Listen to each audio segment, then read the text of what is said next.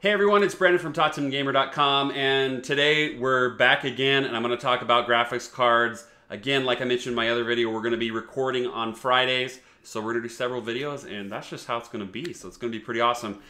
Pretty excited to talk today about graphics cards. I mean, what gamer isn't excited to talk about the graphics cards? But I'm not like everybody that has the money to buy 3 GTX 980s and put them in SLI and has like a 4K monitor, or you know, the expensive Asus ROG monitor or whatever. I don't have that because my kids and my family drain all that for me. But you know what I do have is a little bit of money, so I'm really sensitive when it comes to going out and price shopping. So today, that's what we're going to talk about. We're going to talk about the best graphics cards for the money. I'm going to help you get the best performance for whatever kind of budget that you have. Okay, so my strategy for graphics cards is actually a little different than a lot of people's. The first thing I did when I was getting into gaming was buy a really good processor. For example, right now I have an i7 3770K. It makes sense for me. I do a lot of rendering, a lot of editing. So for me, I need an i7, and I know that processor is going to last me a really long time. I have it overclocked at 4.6 gigahertz. I don't always run it at that. Sometimes I run it at 4.2 just because it doesn't seem like it makes that much of a difference for my current workload. And I buy a really good processor, and then I know that I'm not going to be bottlenecked anytime soon. That I don't need to go upgrade my motherboard. I don't need to go buy DDR4 memory. I don't need to do any of that. I can just put my money towards a graphics card and call it good. And so that's what I think the best idea is. And as far as graphics cards are concerned, yeah, I could go out there and I could buy a $500 or $600 graphics card. But what I like to do is kind of every 2 years rotate in and out like a $300 or $400 graphics card. That's just the money that I have to spend and that I'm willing to spend to do gaming, and it seems like it's a strategy that's worked out pretty well for me over the last few years. Okay, so just before I get into the graphics cards and which ones I think give you the best value this month, I want to show you a table that I put together, kind of a cool table that puts graphics cards, the ones that I think have value, in order from lowest price to highest price, and then gives you their benchmarks for Battlefield 4 and GTA 5. Now, the reason I wanted to do this, show Battlefield 4 and Grand Theft Auto, was because everyone considers Battlefield kind of an AMD release, and GTA 5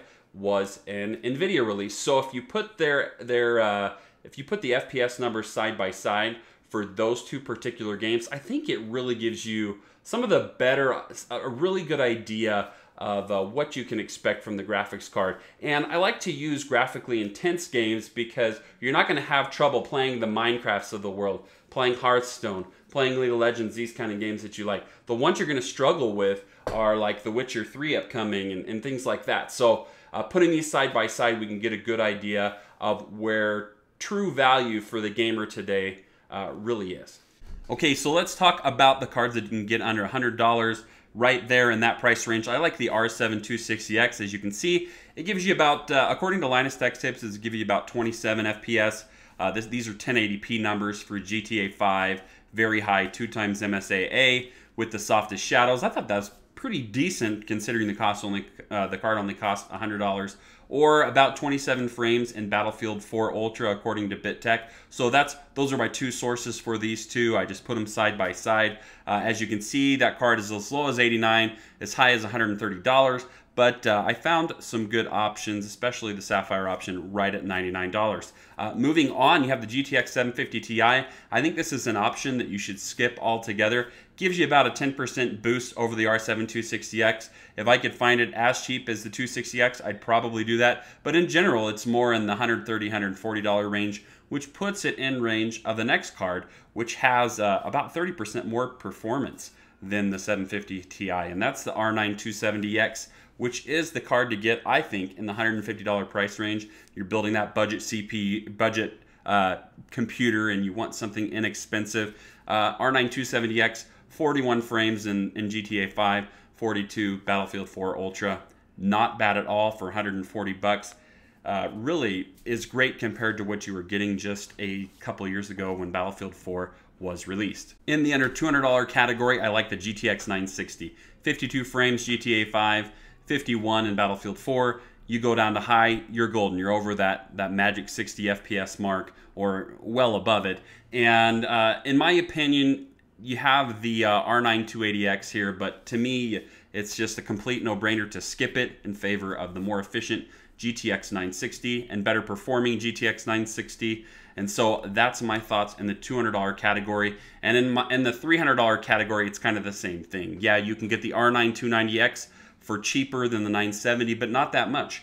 There's some really good models for just $296 this month that you can get for the GTX 970. And look at the performance differential in these two games. Battlefield 4, that's supposed to be that AMD game. Well, now NVIDIA, I guess they've had a little bit of chance to work on the drivers and things like that, but as you can see, the 970 does great in it with about 80 frames in both GTA 5 and Battlefield 4 Ultra. Now moving on to some of the more expensive performance solutions at the $500 to $600 range. The GTX 90 is the best single performer there. And I think people that don't want to deal with SLI will choose that. However, if you guys really want to focus on frames or you want to play in 1440p, I highly recommend you SLI GTX 970s. The price and performance differential is actually considerably high in a game like Battlefield 4 for ultra settings. 2 times MSAA, it's not shown here, but I believe the differential was that the 970 and SLA gave you 108 FPS while the 980 gave you just 72. So, I mean, that's well over 25% increase just for about $50 price differential. So if you guys are looking to play in a resolution like 1440p, that's going to be a very, very tempting option. In the $1,000 to $1,200 range, you have the Titan X. Not necessarily a graphics card that I recommend as much as it's just there. So we're just looking at the performance of it. 115 for GTA 5, 119 for Battlefield 4.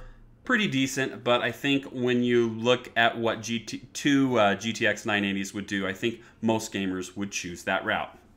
Okay, so that about wraps it up for this video on the best graphics cards for the money. I'm going to put a link in the description below to those benchmark pages, the video that Linus Tech Tips made for GTA 5, as well as BitTech's numbers where you guys can go and see more information. Also, I'm going to list all of my favorite graphics cards for each category in the description below. If you guys will click on those go to Amazon. Gives a small kickback to the channel and doesn't cost you anything, so it's really a win-win.